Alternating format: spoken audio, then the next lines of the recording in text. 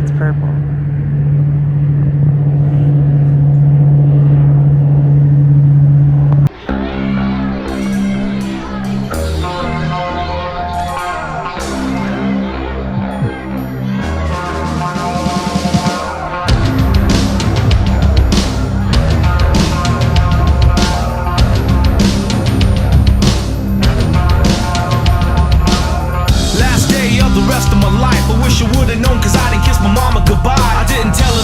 How much I care to thank my pops for all the talks and all the wisdom he shared. Unaware, I just did what I always do. Every day the same routine before I skate off to school. But who knew that this day wasn't like the rest? Instead of taking the test, I took 2 to the chest. Call me blind, but I didn't see it coming. And everybody was running, but I couldn't hear nothing except gunblast. It happened so fast, I didn't really know this kid, though I survived in class. Maybe this kid was reaching out for love, or maybe for a moment he forgot who he was, or maybe this kid just wanted to be heard. Yeah! 25 pounds and 5 ounces.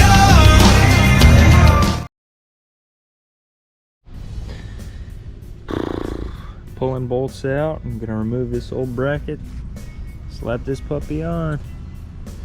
Toss this in the video just to give you guys a quick look behind the scenes, just so you can kind of tell what it's really like being on the road. I ended up practicing for about a week and a half for this, and man, I broke all sorts of stuff in that window. I threw a blade on a prop one of the first days of practice. I blew a petroleum motor mount. I had vehicle overheating. As you can tell, I got a mint condition graph mount hiding out there from snapping graph mounts. All sorts of stuff goes wrong on big water, and coming from Florida, man, I got to carry a lot of tools to make sure I can fix anything on the road. This was actually after a few days of practice already. The first day of practice I had like right on 26 pounds. I think the second day I had over 23, and then I had like another 25-pound day, all kind of leading up to the Derby. And then I went and swam around a bunch. Got a bunch of really cool dive content you're going to see here real shortly, and then prepped everything on the boat to make sure I was ready for a 180-mile run in this Derby over 3 hours of drive time.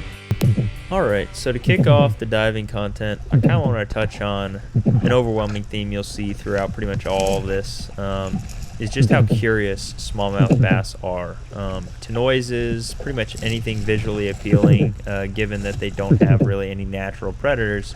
In the clear water, these fish were super inquisitive, and it was just kind of cool to see how far they'd come to actually check something out. Now that we kind of got that out of the way, I'm going to show a bunch of different bottom compositions and things I'll hop in on. This was a break. It's out in, I think, 30-something foot. Just kind of had some current on the front side. There's a smallmouth there. And this is kind of the general staple bottom I was kind of seeing in the median depth of, 35-ish to, pretty much right on 20 foot exactly. Pretty much even 15, all in there. The bottom looked fairly the same. When you get deeper, a little bit more, get a little bit more firm. But overall, it's a pretty general depth composition of bottom you'll see in that depth range. Another great look at just how curious those smallmouth bass are. That one's well over 5 pounds. Had no problem coming in to check out the big silt trail, which I was actually leaving intentionally to kind of draw fish in. And that grunting noise you'll hear coming from behind the camera throughout the video is actually something we do back at home to attract game fish that we're trying to hunt and spearfish back in Florida. But now we're in 40 feet of water. You'll get a better look at the bottom composition, how it's, once you get a little deeper, it gets a little bit more soft, and shallower you go, it typically gets a little bit more firm. But this is out in 40. As you can see, I'm dropping on pretty much on a smallmouth's head there.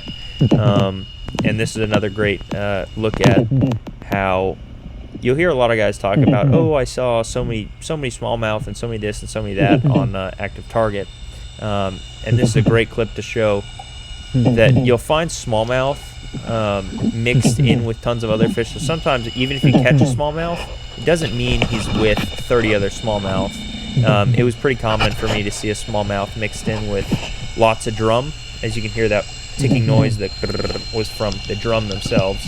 But there are also plenty of walleye, suckers, carp, perch, all sorts of fish you'd see mixed in with the smallmouth bass. That other noise in the background you can hear there is a boat actually running by. But I'm going to do another drop here. on another spot almost in 40. This didn't really have a lot of quality fish on it. I just mainly put it in because it's kind of cool to see all the different types of structure that are kind of hanging around on the bottom of the river. I found everything from man-made structure like this. I think this is a sunken boat, to rocks, boulders, grass, just compacted hard bottom, shell, all sorts of stuff.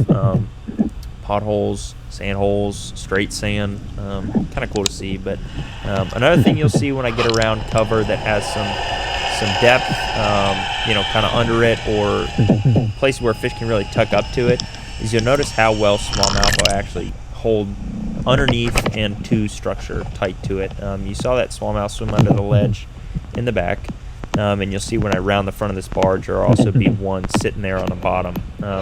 It was common to see a lot of those smaller smallmouth bass suspended high in the water column, kind of like you saw over the top of this little wreck. And also when I first dropped down, you could see some of the fry smallmouth up in the water column, which I'll touch on a little bit later when you get some better visuals here shortly. But yeah, it was another great look at just some different structure they have out there on the river.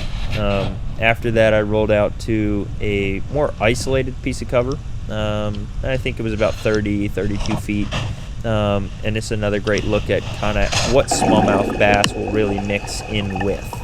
When I get closer to this boulder here in a second, you're going to see some really nice walleye actually that were hanging around. So these walleye were actually on the down current side of this boulder.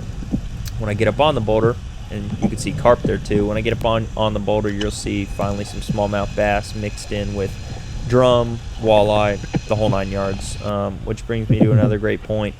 The best way I was deciphering what was what on active target was mainly how the fish would react to a bait, and just how the fish would react in general. A lot of these smallmouth, when you see them, or especially come across a stupid smallmouth, they'd swim right to the boat and kind of interact and come up off the bottom sometimes. Or when you catch one, you'd watch other fish follow them. Walleye were more sluggish. Drum didn't react at all. Carp would spook. And I guess that gives you just kind of a great general rule of thumb to kind of figure out what you're looking at if you're using active target. Yeah, that one there is definitely over 5 pounds as well, and kind of just great proving on the fact of how curious these fish are. That one was another, I think, 5+. That noise you're hearing there is actually me scratching the bottom. It's another technique you can use to spear fish, and it was kind of getting those fish to kind of hang around and check out, the commotion and what's going on. It's another great look at just some fish hanging out on the boulder, and this actually is kind of cool to see. On the isolated cover and stuff, I actually did a couple dives on the same piece of cover, and I did that because these smallmouth bass actually interchange and free roam a whole lot more than you'd think. I think generally in fishing, people think, they're fishing for the same resident fish when they go to a spot time and time again.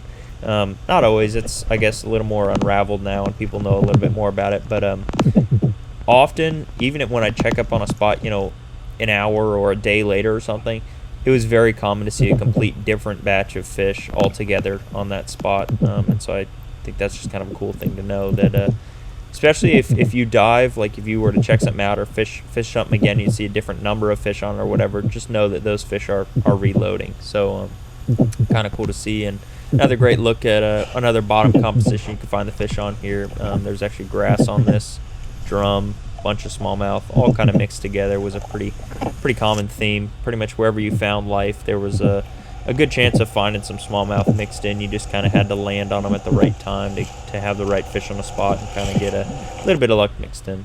There was definitely spots they frequented a little bit more, but it's just kind of a cool, overwhelming theme to realize how much these fish free roam and swim around, especially on flats like these. You can kind of just tell how many in this clip. Is a perfect example. How many gobies and things like that there are on the bottom. You can just watch the gobies literally scattering all over the bottom of the clip. Perfect size for your smallmouth to eat. That one's another one that I think was 5 or a little better, well over 5. Just fatty, and as you can tell, man, back at home you'd never find one just that dumb enough to sit there, a game fish.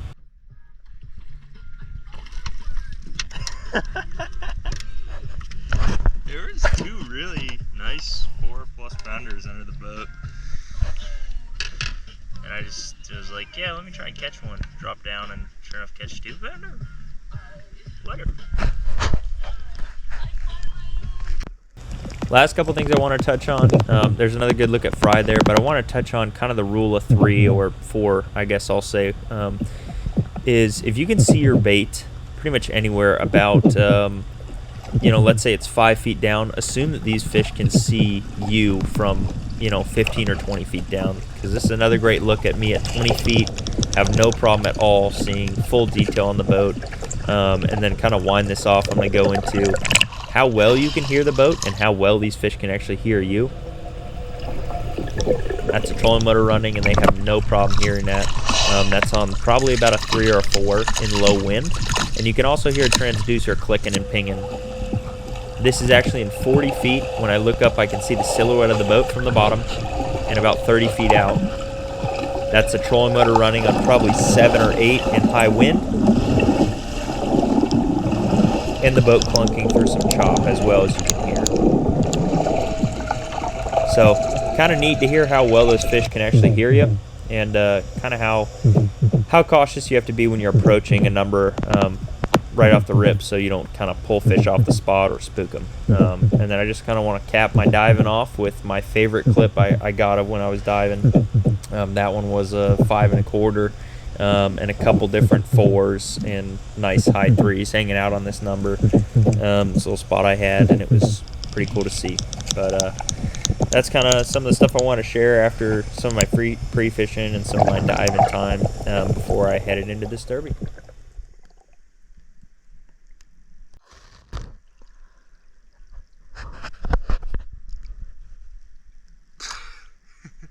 That 5 pounder with that bruised lip is the one I just caught. It's like 5 1/4. Finding some good fish, man. Good morning, boys and girls. We're here for day 1. Fixing to take off. Let's get it. Boat number 1, got 1. Boat number 2, got 2. Boat number 3, got 3. Boat number 4, got 4. Mother, tell your children not to walk my way. Tell your children not to hear my words, what they mean, what they say. Mother,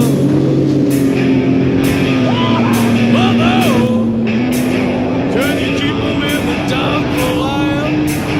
Can you hide them from the wedding world? Oh, mother,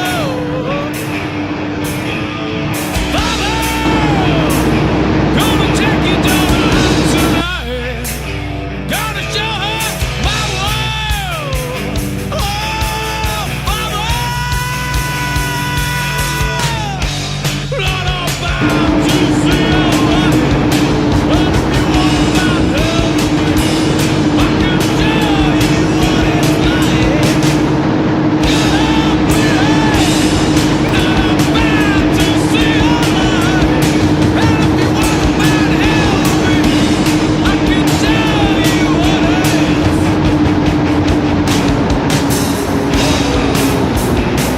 Tell your children not to hold my hand. Tell your children not to understand.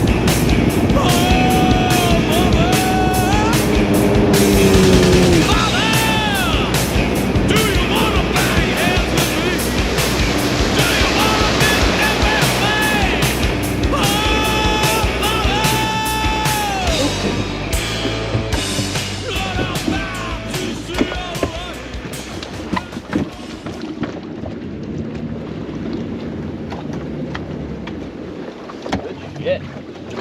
Yeah. I'm all set.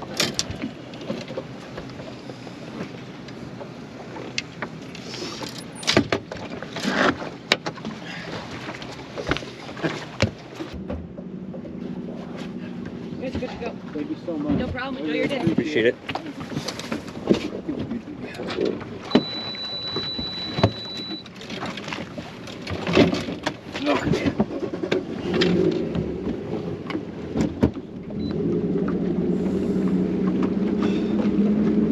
How much was it? 20.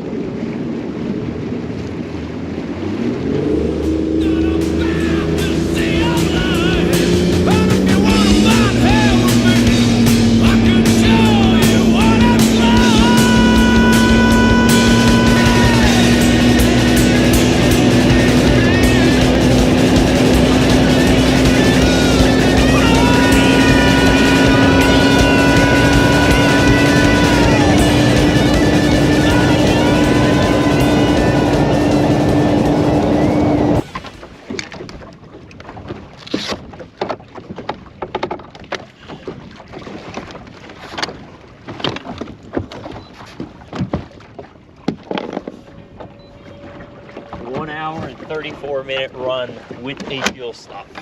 Pretty good. Cruising. It's gonna be even better on the way. It is, as long as you don't have to deal with chop or from cruise ships. We're banging.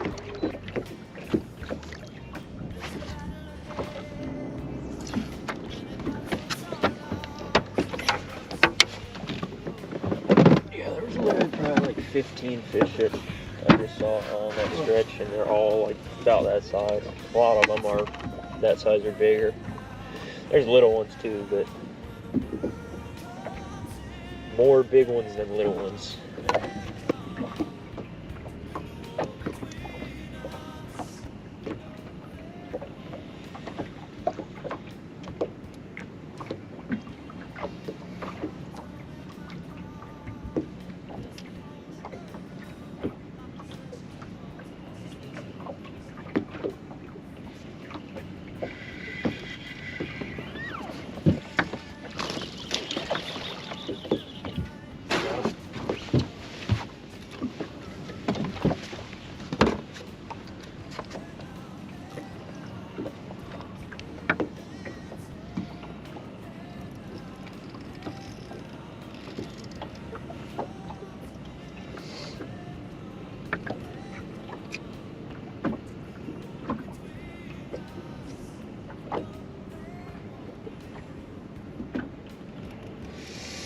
They're all bigs down here.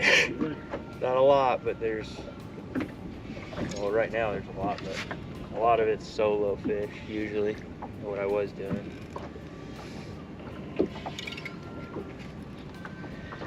They're just big and a little pickier because of the Elite Series guys that beat them up pretty good.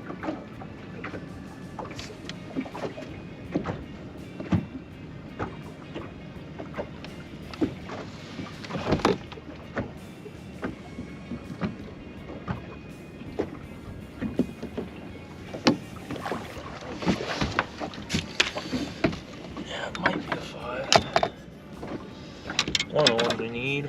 Our rod's 734 or 732, boys.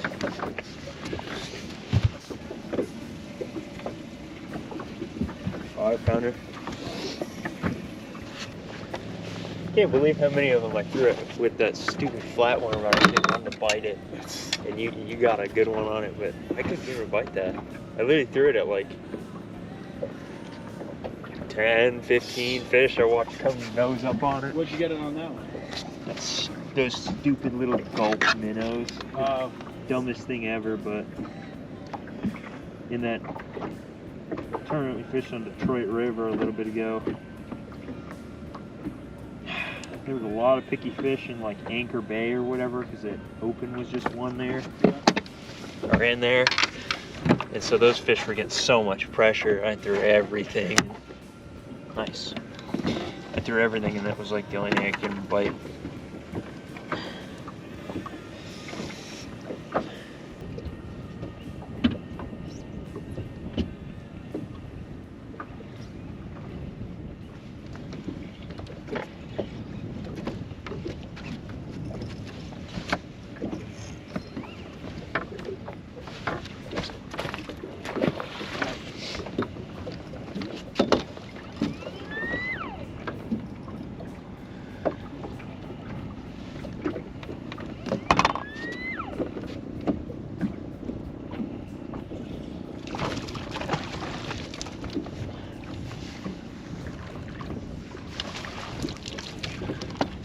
Two, boys.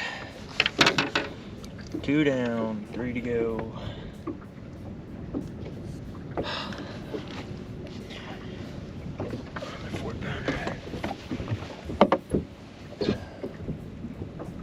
Just fire like that, and you're playing the game here. Flat down there. The thing is, if you can get this 5 of the, like, slightly better class ones down here, it's like not even as big as they get, but it's, yeah, you can catch 25 pounds. Because there's like a lot of 5-pounders. I had 2, I had almost a 26, and and then a 25 and like a quarter, and then also almost 24-pound bag down here in practice. Just snooping around.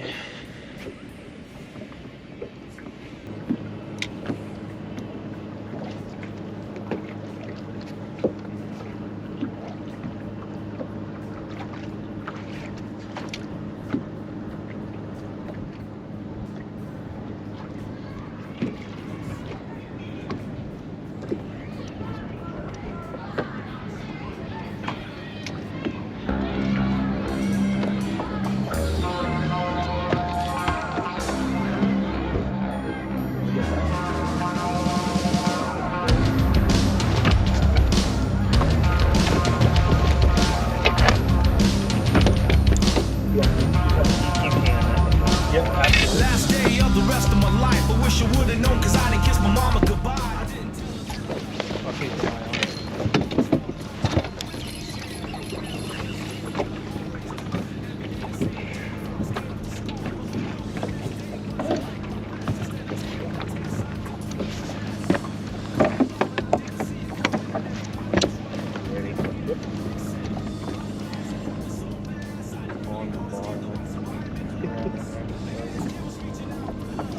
They look really big, and they don't look fly very big.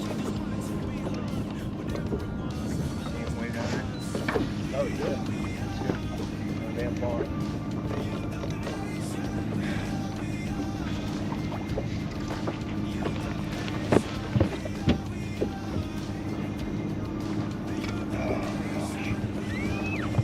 I seen that stupid fish and he freaking just sat there and watched it.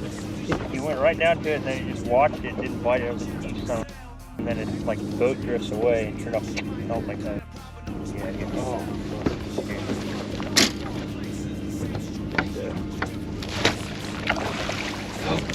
Nice freaking. Thanks, boss. Nice.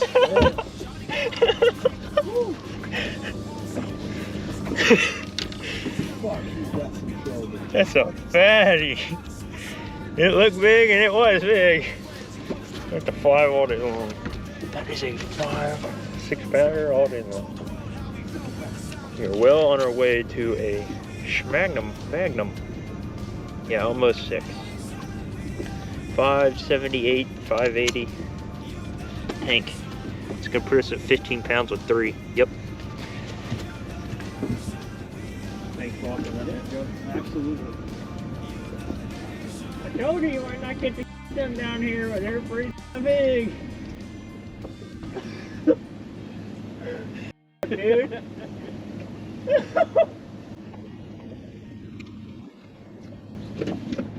You got a 5, and I got a 5, and you got a 5, and I got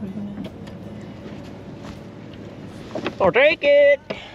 There was like 15 of them on this ledge line, kind of spread around, but when I found it in practice, God, every one of them was big, and every single one of them was like, oh, I'll take that. Yeah, give me that.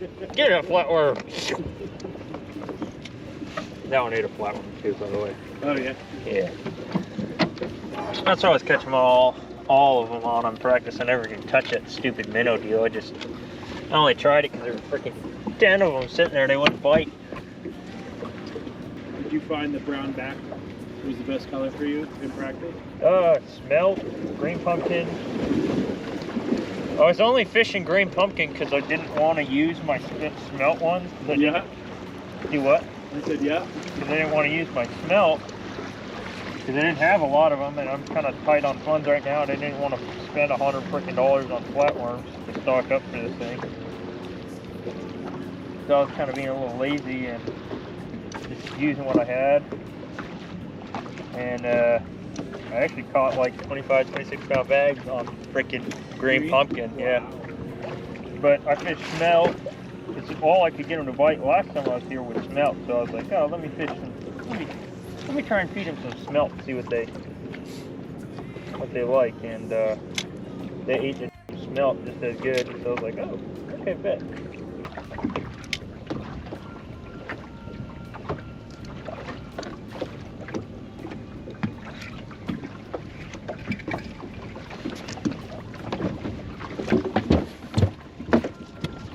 Good job, man.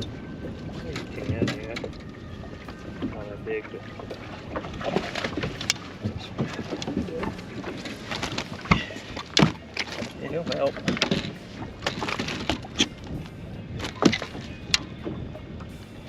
2 more like that, we'll be over 20.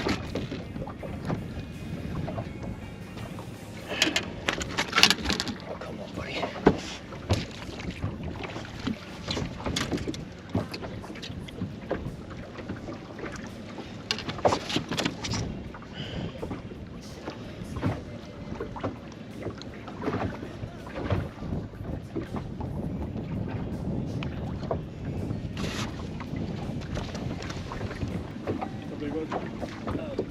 Right on 4. 19 pounds was 4. And 1 more 4-pounder, and we're right where we need to be. There was 2. Yeah. Yeah, there's 2 of them sitting there. Underneath the boat.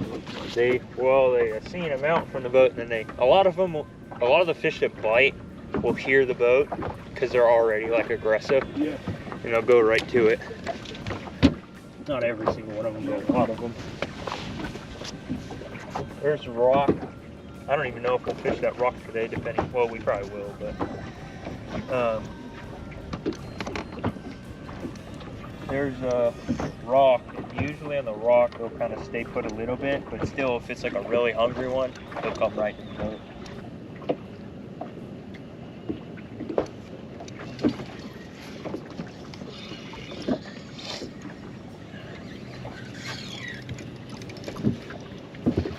No, he's... You good? Yeah. He ain't worth nothing.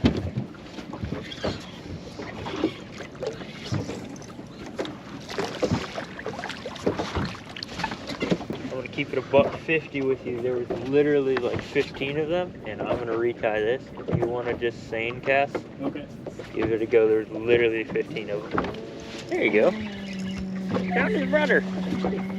I just tossed a 2-pounder on that 18 pounds, and I got 21 and a half. Oh. I had high 18, and I got the 21 and a half, so.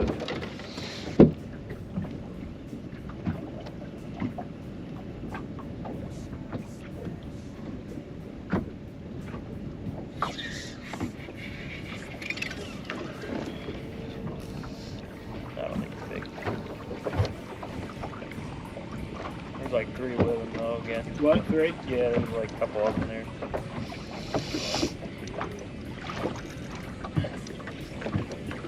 Don't really mean much, but it might be a limit, you know, for you. You can put them on.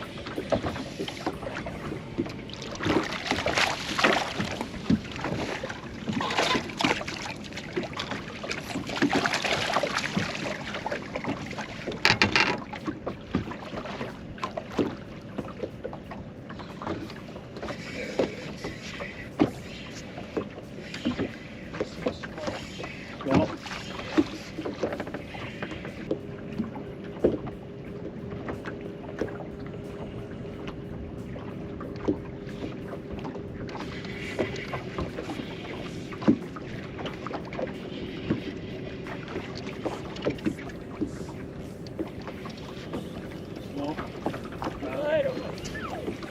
I don't think he's big. You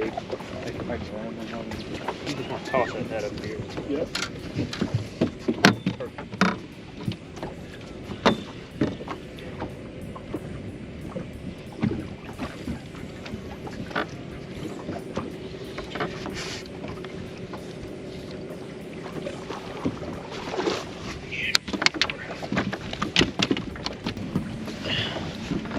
Good call.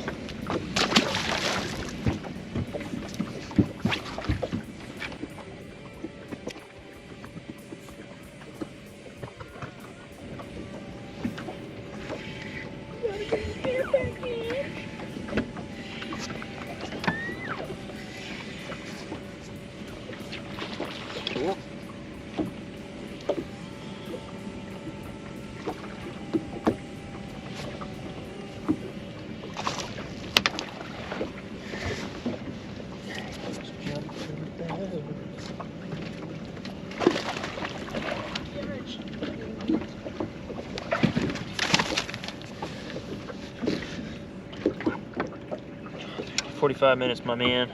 We're gonna make a small move again here in a sec. I just want to see if there's another rock right here. Next one's a little too far. We'll just sit down and just stroll to that real quick, and then we might hop on head. Oh my God, there's a bag one. Oh, I'm not kidding. It's a bag.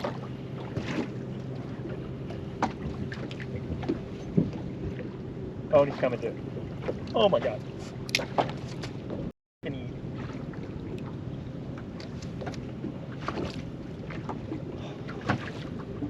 It's a big one. There's 2 big ones on it.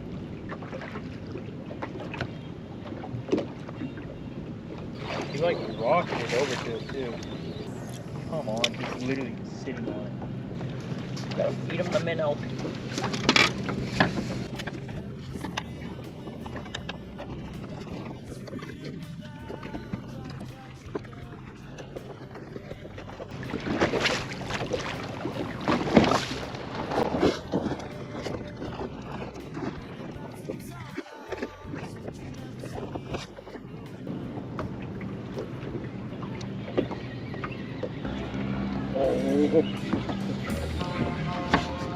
It's not the original one because he's like out by the boat, but this is another bigger one.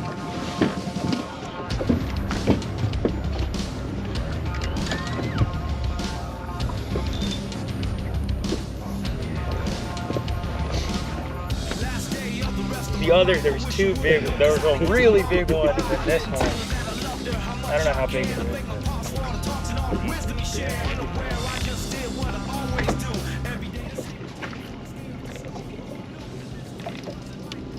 You know, this is actually just a phenomenal day of fishing. I'm just happy to be on the water with you today. You're a great co. I don't really give a shit what happens. This is pretty sweet. Yeah, I agree. We'll put the boat, swing by that. One little head and then we'll run back.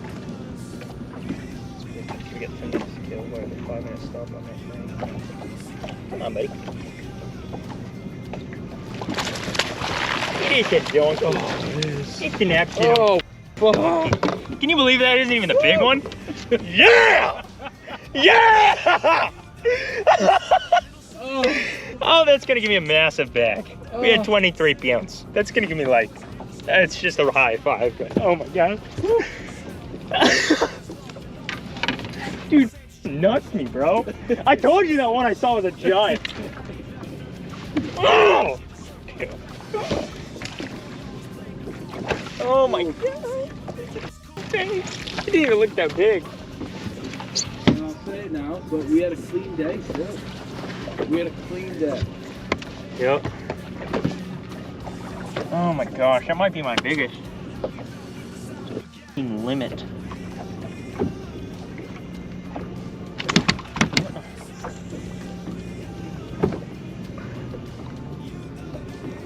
It's probably just 5.5-ish. I don't know, but it's a big one. 6. It is Yes! 25 pounds. 24, 87. Yeah! That's what you need. That is a ballin' bag. You have time to kind of tidy everything up. We're not gonna be, or we shouldn't really be cutting close, but.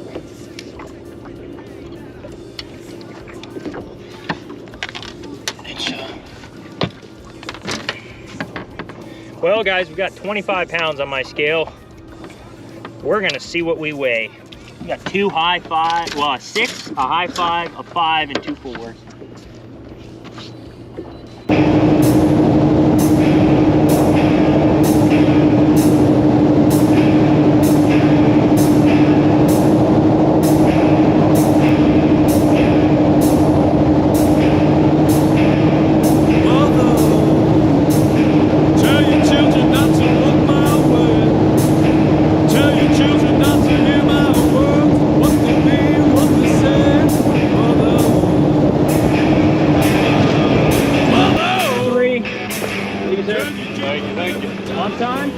Oh, yeah.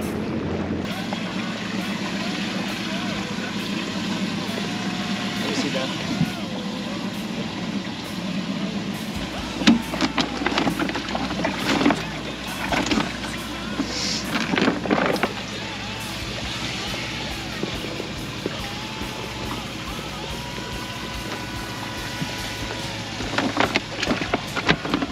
I think this is a big one.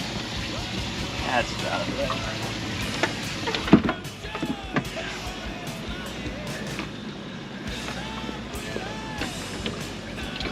Hey, there comes Ben McCann, Bradenton, Florida. Woo, got the limit. And I heard the Berkeley Big Bass bell. That's awesome. Got the limit and the Big Bass bell. Huge bag.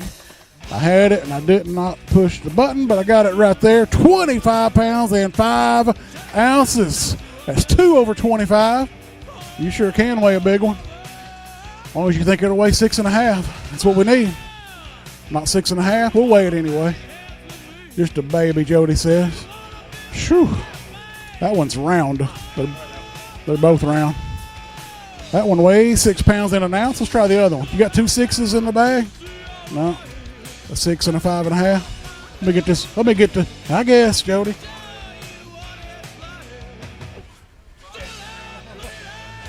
Always somebody.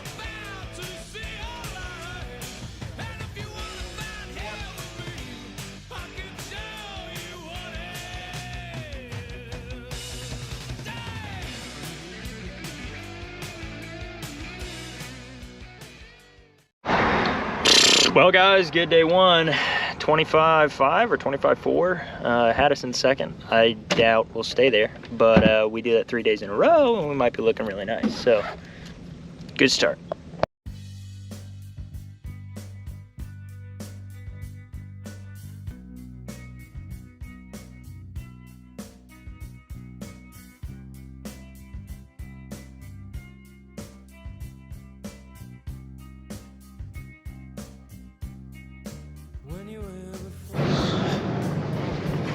Good morning, boys and girls. Fixing to take off for day 2. Had a pretty good day 1. Got to back it up again. Got to shooting high. I'm gonna try and catch a real big bag today and see if we can, because we got more time. We'll have more time than we will tomorrow if we can make it to tomorrow. But goal is try and crack the 20-pound mark first, and then try and make it big.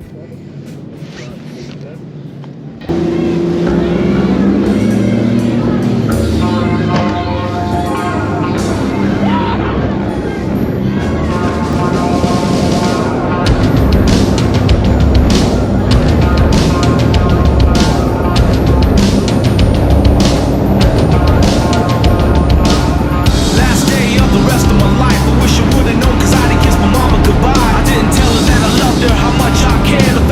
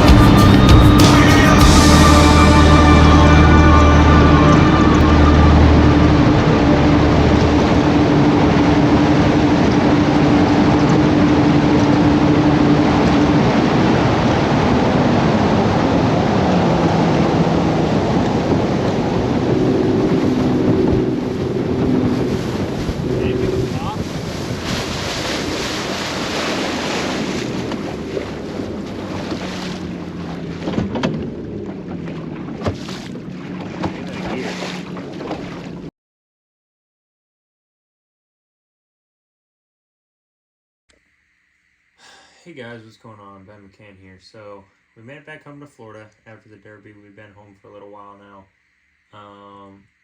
We've had a couple hurricanes come through, so excuse the just massive stuff everywhere. This boat had to go in the shop to get the prop shaft fixed because that had snapped off, and that's what kind of just put the nail in the coffin of my tournament series up there. You know, there's some things I didn't really mention, you know, pre-practice and stuff like that, you know, before the tournament started. And whatnot, just trying to make the video more exciting for you guys. And so I'm going to use this time to kind of elaborate on stuff for anybody that stuck around or wants to see. I'm also going to go ahead and show my tackle. But I had a lot on the line going in that Derby. I think I was 4th or 5th in points, but only like 9 or 11 points back or something. Last year when I tied for AOY, I think I was like 30 or 40 points back, and I tied for first. So, you know, I definitely had a chance at AOY there. I really had in the back of my mind, I just wanted to win that tournament, which I know you can't win a Derby off one day, and I know you can't have one good day in a Derby and think you could have won it. But last year when I was up there for St. Lawrence, I've been there twice. Last year when I was there, after the last day of the tournament, when I just realized what the winning weights took, how I'd never done that style of fishing before. I'd literally never even touched a drop shot before I went up there for the Northern Series last year, and just kind of saw how everything was playing out. I knew in the back of my mind if I could find more structure like that I was fishing in the Derby, you know, next time I made it up there and it was like the same, that I felt like that tournament was in my wheelhouse to win. And so it was kind of disappointing because everything was going according to plan. I found, you know, all the fish I was looking for. You know, I was around the right weight, as you could tell, is what it is. And I had like 75% of what I found in all of practice that I never even touched. So I only had like 4 hours to fish. On day 1, I caught like 25 pounds. Day 2, blew up my prop shaft. So kind of totally blew that up. Plus side is that I did end up, I think like 15th or 14th in points or something. So I am going to get a chance to fish the Toyota Series Championship coming up here in a couple weeks. So now that I kind of elaborated on, you know, what was going on behind the scenes for that Derby and what kind of happened following up, I really wanted to show off some of the setups I was playing with while I was up there, because I fished for like a week and a half up there, and as you'll hear my say in the day 1 video, if you watch the whole thing towards the end of the day, that wow, we had an incredible day of fishing, and we fished incredibly clean. I did not miss a single bite. Literally every single fish that put the lure in his mouth came in the boat, which is not very common. You can say that sometimes, yeah, but not all the time. And it was the same thing last year as well, fishing a drop shot. And so given that I've played around with the drop shot setup for a while now, I feel like I've created the best, you know, combo, or, you know, that you could actually throw a drop shot on, and also just the best hook, weight, whatever setup. So I figured I'd go through it. First off, I was running 2 of the identical drop shot setups, both with the same weight, line, everything set up, the exact same thing. This is Power Rods 732. These are pretty sweet rods. If you've never fished one of these, you definitely should, and pick one up. It doesn't hurt to have one in your boat. They're endurances. I got 2 of them, like I said. I got 3,000 size, got 2 MQLTs, and they're pretty awesome. I serviced these reels myself, literally in my lap one of the nights when I was fixing to go to sleep in the van, and I totally broke all those reels apart, took them apart, re-greased them, everything to make them work phenomenally. A couple other things that I did as far as when I serviced these reels, I took the clicker out of both reels, and I know this might sound like super exaggerated and really hard to believe, but by taking the clicker out of both the reels, they felt a whole lot more smooth, like drag wise, and there was really no hang up. Like it was a noticeable enough difference to where after I did it to the one, I did it to the other one, because everything felt a lot smoother. So you'll notice in the video, you'll never hear drag. it's just silent, like on a bait caster, and it was really, really smooth. I think it was also partially that I serviced my drag and everything, but that was something I did. I took my clicker out of these reels. I serviced the reels so everything was running flawlessly. I was running 10-pound Seagar. It's not Tactex, but just that gray stuff in the purple package. I had 2 spools of that I was running, and then I was running 10-pound Seagar braid to 10-pound Seagar Red Label leader. Stuff is majorly slept on. I've caught so many fish on Seagar Red Label. It's not even funny. That stuff is awesome. I like how it's kind of stiff, and it's just an awesome line. So yeah, I was using an FG knot, kind of like a modified version. A lot of people just tie it pretty standard, and I feel like cut corners with FGs.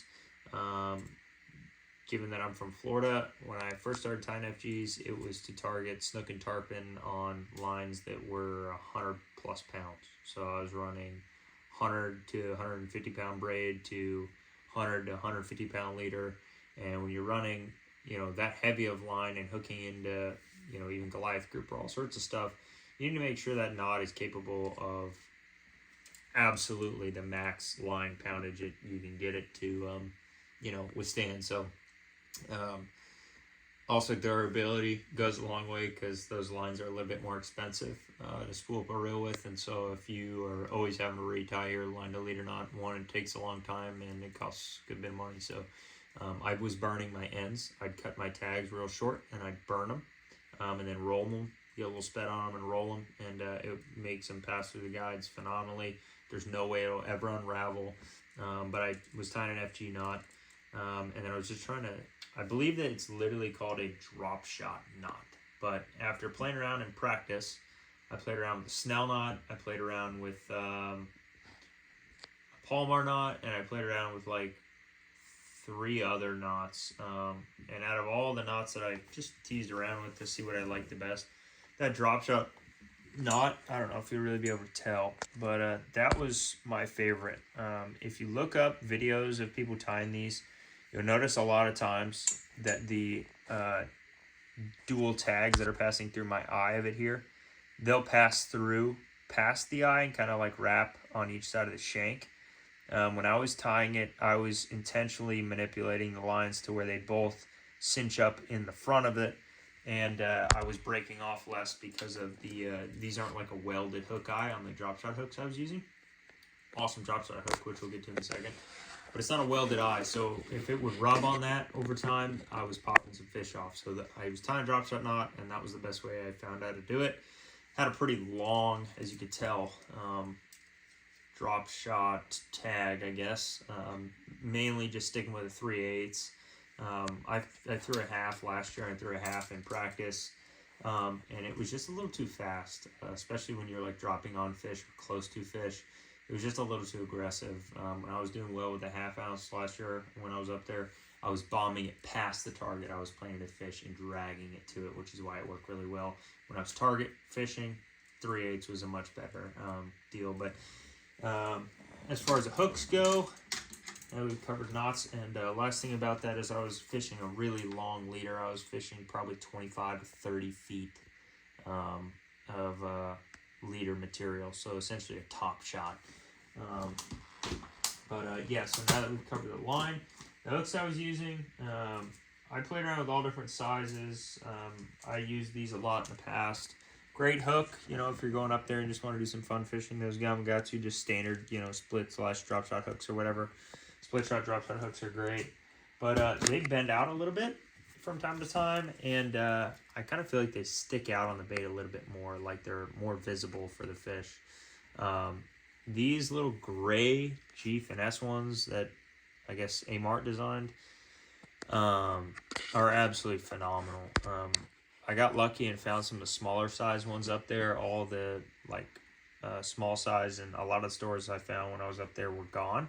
I started using them in practice in the bigger size, and they were great, but I eventually found the smallest size I think they make of them, size 4, and that's what I went with. I have no issue with hookups. I feel like if anything, it lets the bait flow a lot easier, and you can still put on a micro bait if you want. You can still put on, you know, like up to maybe a 4-inch bait and still get a really good hookup ratio. So these are awesome. That was what I caught every single fish on that I weighed 25 pounds of. So those hooks are awesome. As far as what I was fishing to actually get the bite on the, the bait end, was one of these. Either a smelt colored or green pumpkin colored Maximum flatworm, the small ones. I think they're 3.6s. Yeah, 3.6s. Those are great. If fish got really picky, you'll hear me talk about it in the video, and you'll see my bait photos. These little, I think they're I think these are 2.6s or 2.5s. 2.5 inch minnow, gulp alive minnow and smelt was phenomenal. You'll hear me kind of talk about it in the video, but that was something that I actually used at the Detroit River for the TWI event that was like a little bit before this derby. And I was fishing like everything in Anchor Bay, and I couldn't catch fish on a lot. Swapped over those stupid little minnows, dumbest thing, just like, well, what can I keep throwing? What can I keep trying? Just was like, all right, let me try one of these. And like the first thing I put on, it just was catching one after another on that. So swapped over that in the derby. I think I caught like 3 or 4 of my fish that I weighed in at 25 pounds on that, and a lot of those fish would not eat the smelt or green pumpkin colored flatworm. Come derby day, I did catch my second biggest on a flatworm, but they got kind of picky, and so I swapped over that, and it was phenomenal. But yeah, that's what I did with that. I just kind of shake it in place, try and match what I was seeing in the fish, and just kind of present it the best to every fish I came across, the best I could. If the fish seemed really aggressive, I would have a much more aggressive retrieve. If the fish was a whole lot more sluggish and like stuck on a boulder just hanging out, I'd try and be real subtle, and it kind of worked out well. But that was my main approach. That was deep bouldering, hard cover, current breaks, all sorts of stuff, and that was great. And then my backup approach, actually, I found that pattern really early on, like day 1 of practice. I had like 26 pounds. I knew exactly what I was going to do the second I caught, like 2 of them. I was like, okay, this is what I'm going to do. Caught 26 pounds, was completely locked in. And then I had another day I caught like 23 and change, and another day I think I caught like another 25, just snooping around. And so I knew what I was going to do. I graphed and found literally so much stuff that I was like completely dialed, and I was like, okay, so now I'm going to look for something I can stop on the way back. And so I started snooping around back by the actual takeoff point in Messina. I ended up finding, which I'd never done this before, shallow smallmouth around rock, grass, current, all sorts of stuff. Fishing pretty much exactly, I'd fish a swim jig in Florida, except just like a little micro finesse jig. And this was actually a super fun, phenomenal little presentation to chuck around. Was a blast to fish. I was fishing these little water bugs, green pumpkin, on the back of them, cut down that power bait makes. I just bite it off right in front of the 2 little like appendages, pretty much bite the whole head off. But yeah, those things were awesome. They actually have a little teeny tail on there that just flutters. It doesn't really look like it does much, but it does. It actually flutters really well in the water. And that's actually a little custom skirt I put on these. The original one I think was like a micro TRD. I started fishing with like the skirt on it, like mini jig or whatever they call it. Started bending the hook out because I was catching like 4 3/4 pounders. And so I was bending the hook out. So then I started looking for like a good like Ned head. And so that's what I found. I found kind of like just a little bit more of a stout hook on a Ned head. Stole the skirts, mixed and matched some skirts to get a solid green pumpkin color, and then tied it up on there. Called it a day, trimmed my little guy down, and that was my backup pattern. It was actually a really fun way to fish.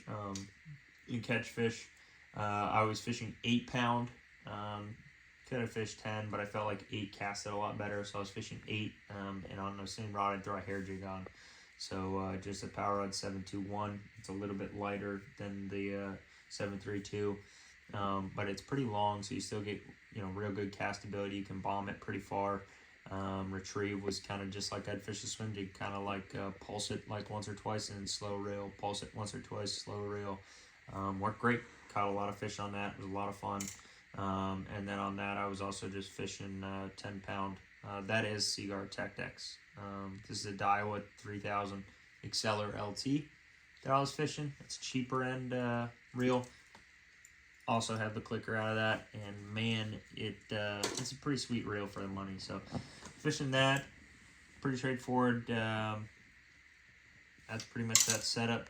Those are the pretty much two different, 1-2 punch I had going on. When I was gonna get back by takeoff, if I had any time left over, I was gonna fish a shallow technique. When I got to my destination, thug it out with a drop shot, catch what I catch, weighed in. So that's kind of how I caught what I caught. That's kind of what happened in and around the tournament, and that's all I got for you guys. So hopefully you enjoyed the video. Maybe I'll see you for round 3 next year in the Northern Divisions. We'll see.